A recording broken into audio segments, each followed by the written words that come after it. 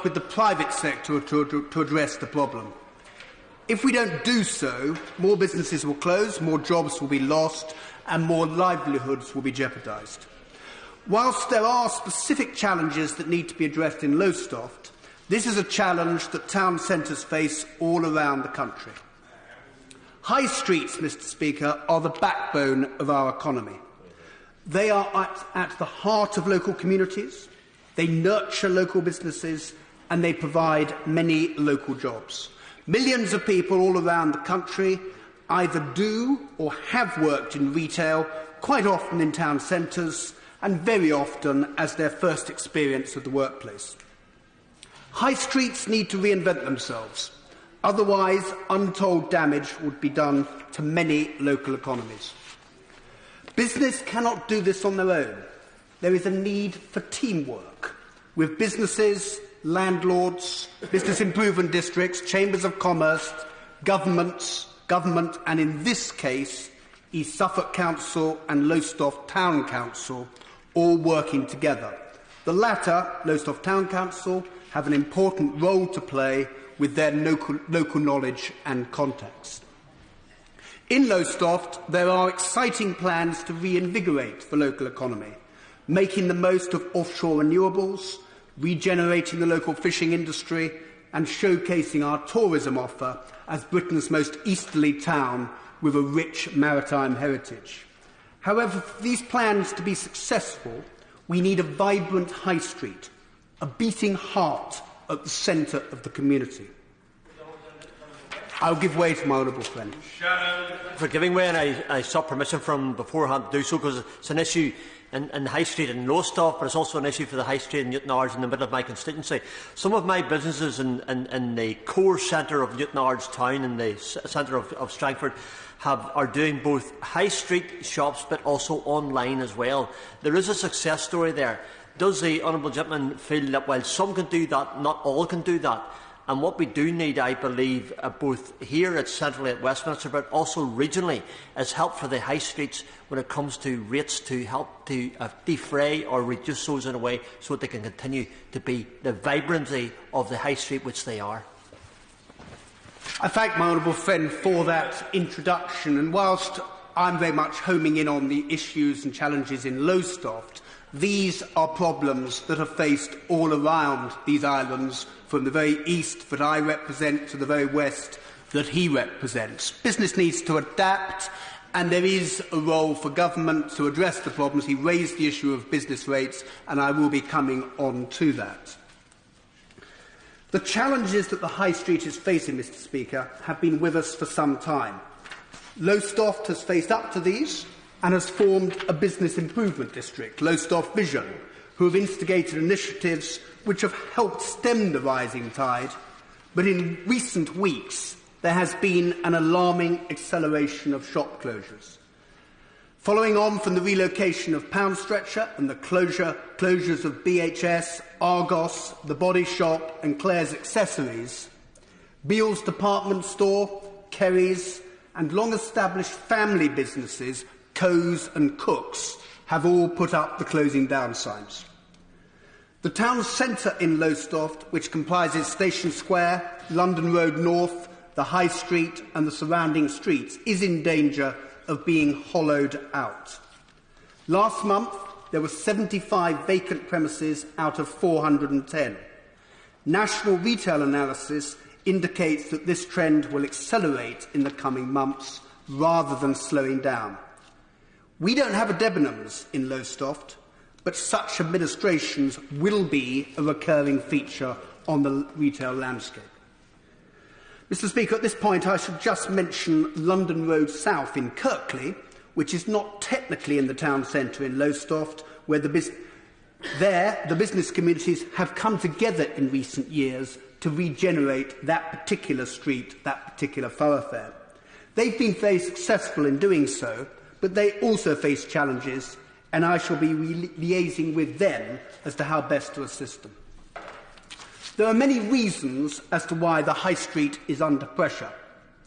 Those that affect all towns include the move since the 1980s towards out-of-town shopping, with the convenience of free parking right in front of the store, something that's not available to shops in the high street.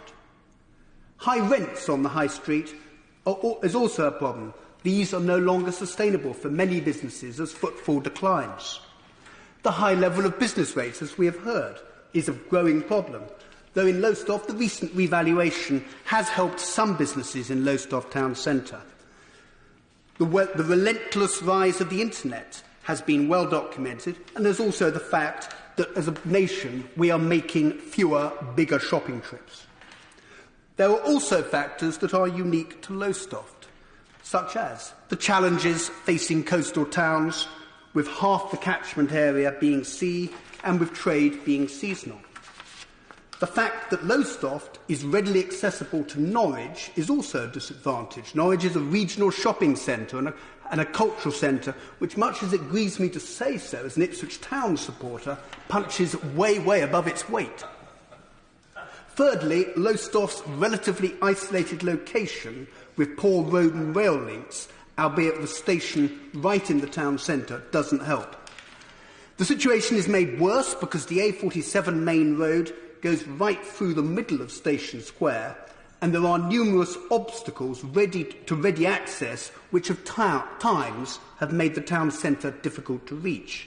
These include a number of congestion pinch points, repair works to the Bascule Bridge that links the south and north of Lowestoft, and emergency utility works such as the sewer repairs in Station Square, which took place at the end of last year. These barriers to getting into Lowestoft have meant that many prefer to do their shopping in Beccles, some 10 miles away. The third crossing of the port, which is currently being considered by the government's planning inspectorate, will help alleviate the problem, but its opening is some 3 years away. Out-of-town shopping has not helped, and the council were recently faced with the very difficult decision in deciding whether to grant planning permission for the redevelopment of the former Zephyr Cams factory on the South Lowestoft industrial estate. This does remove an eyesore at a prominent gateway to the town, but it does enhance the attraction of out-of-town shopping to the detriment of the town centre. The relocation of the District Council's offices from the Town Hall in the High Street has removed lunchtime shoppers, and it is unfortunate that the alternative use of the property that they had lined up fell through. It also grates me that Suffolk County Council are relocating the Lowestoft Record Office, which is currently in Lowestoft Library, away from Lowestoft to Ipswich, so as to facilitate a regeneration project there without seemingly considering the need for a similar initiative in Lowestoft. Lowestoft Library, which lies between the Britain Shopping Centre and the Clapham Road car park, wish to be a key component for the regeneration of the town centre and the High Street in Lowestoft.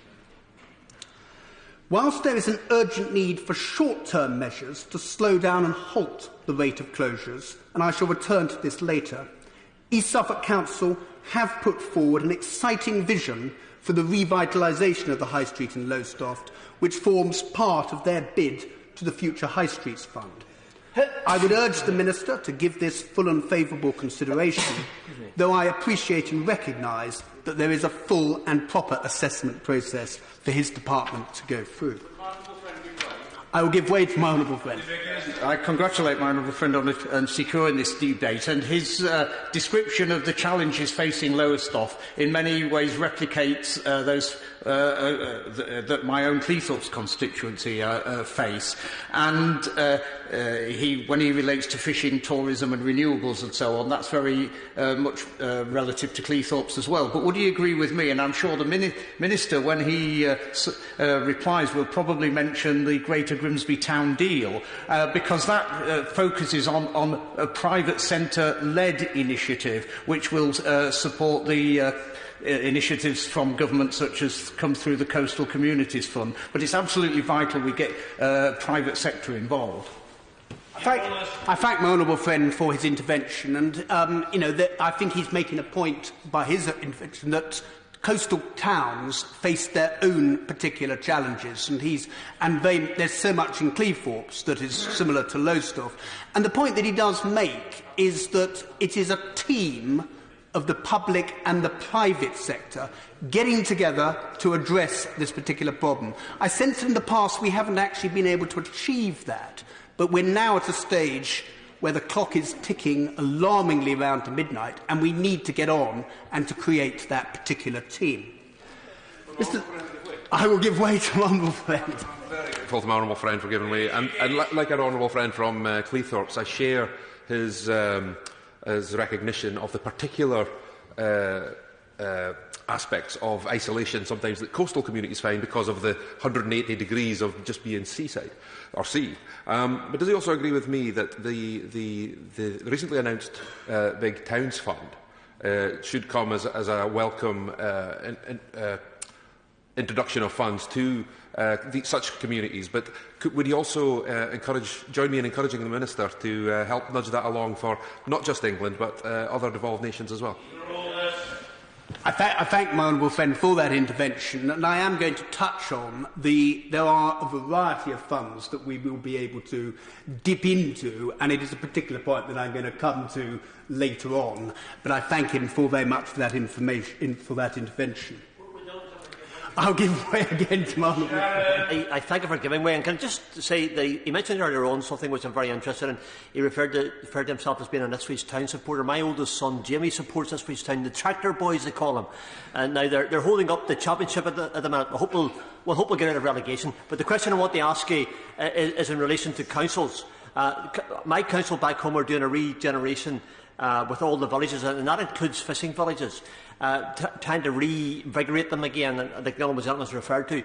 Does he feel that the councils have an incredibly important role to play in that when it comes to regeneration? I thank my honourable friend for that intervention, and I'm pleased to see that the gospel of Ipswich Town extends right throughout these islands. They are actually about to kick off in about 15 minutes in West London in Brentford.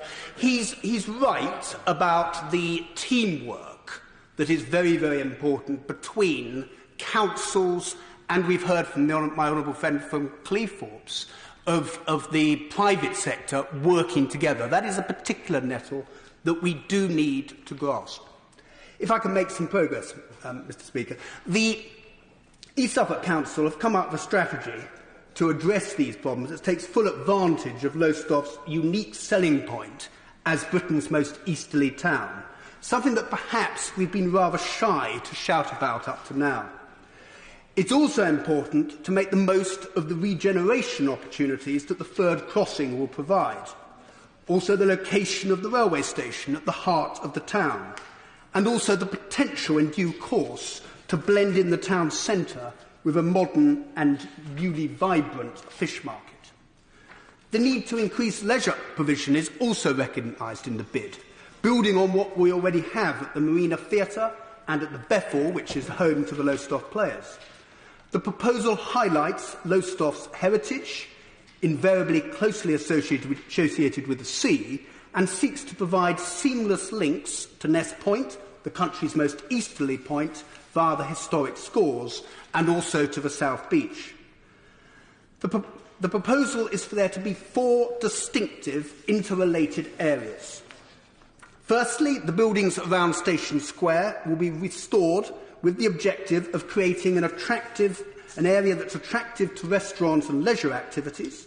It will be renamed Peto Square after Sir Samuel Morton Peto, who built the station, where the former parcel office is currently being refurbished and brought back into use as a visitor centre and as a community cafe. Secondly, in the southern section of London Road North, retail uses will be consolidated around a refurbished Britain Centre. The Council's recent purchase of the former post office will act as a catalyst for redevelopment. The Council also own the Battery Green car park site, where significant public-private sector investment is to create a modern leisure hub with the possibility of a multi-screen cinema, a gym and a hotel. This would link to the Marina Theatre via a newly pedestrianised Marina Street. Thirdly, at the northern end of London Road North, a wider range of uses is proposed. As well as retail, there will be refurbished and new build housing, community space, work units and offices.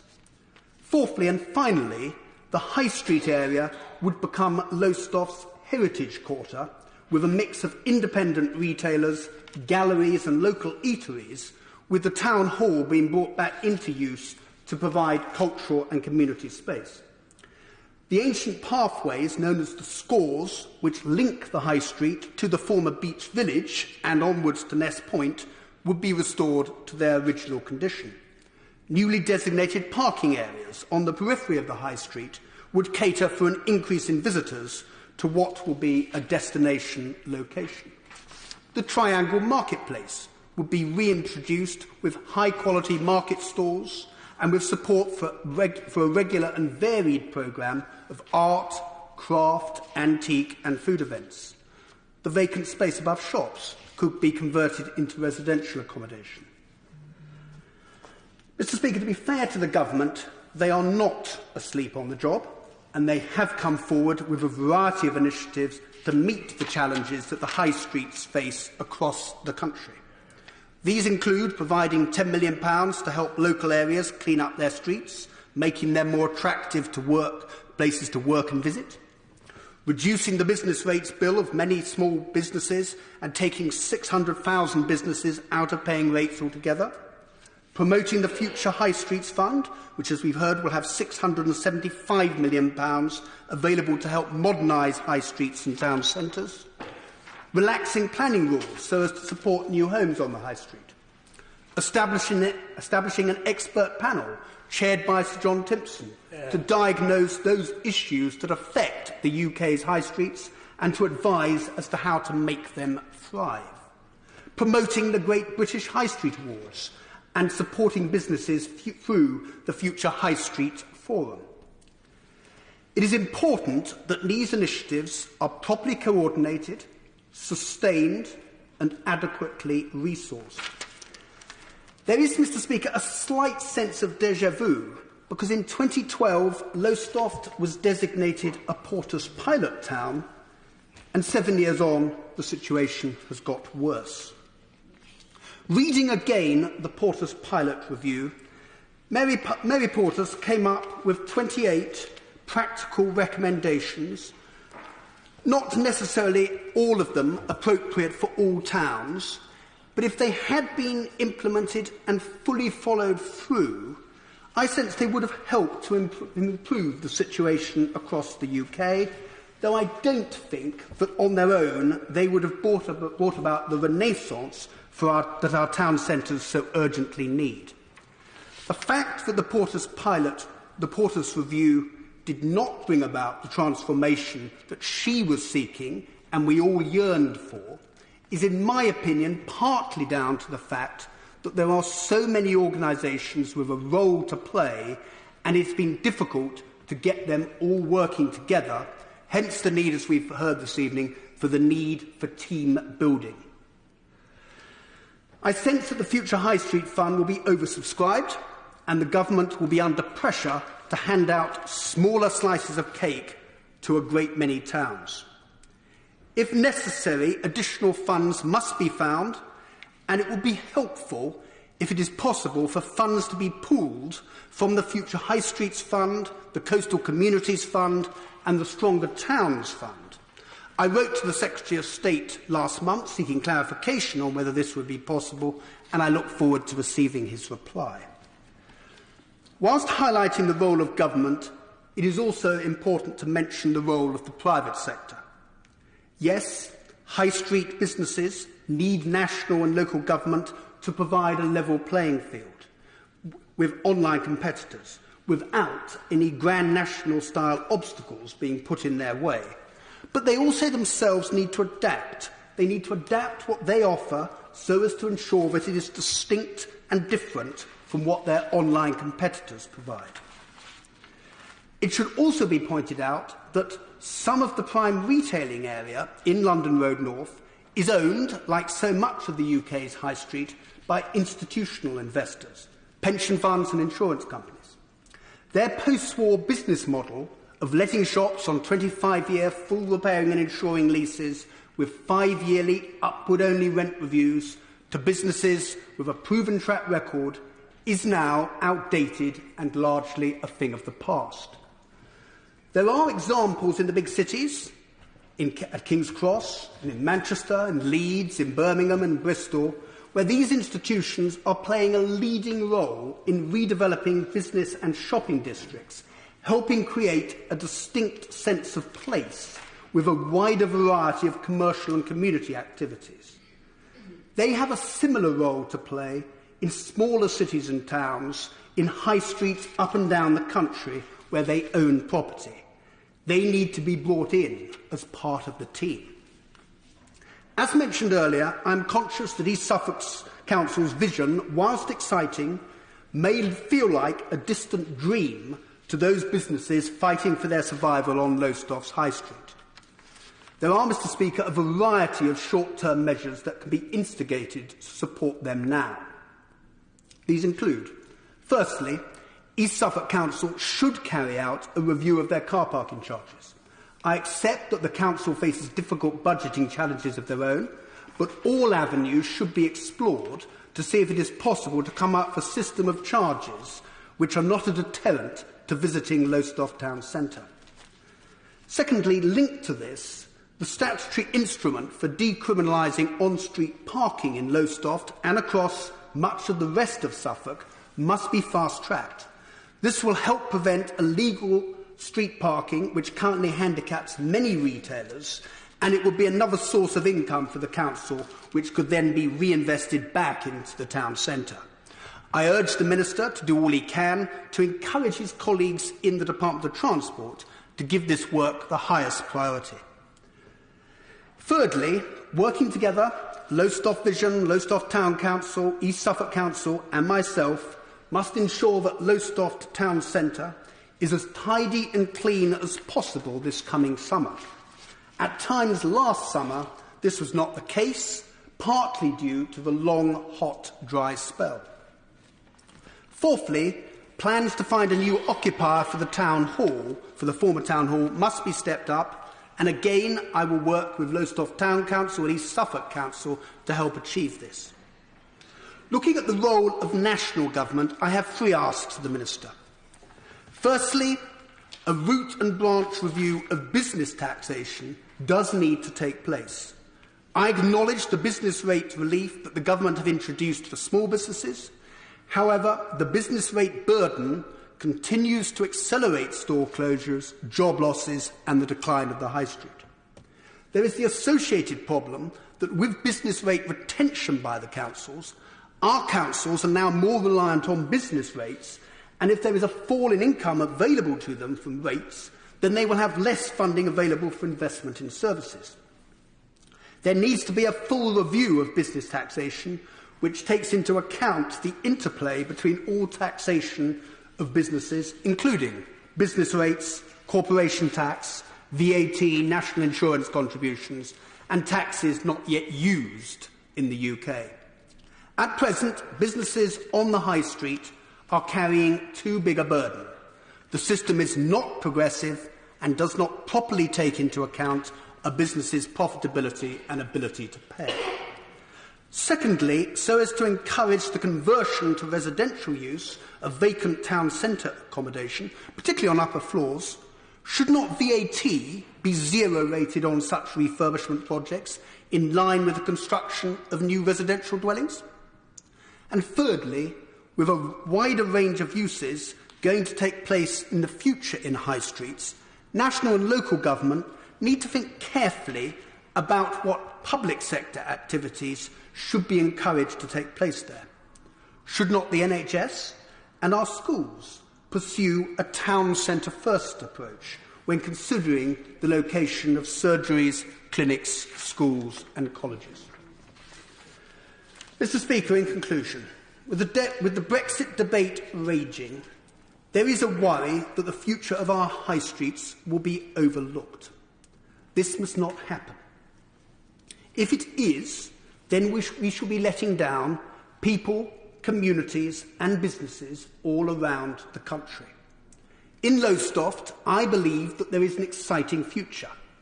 But to get there, whilst limiting further business fallout, we need a concerted effort by all, with government taking the lead.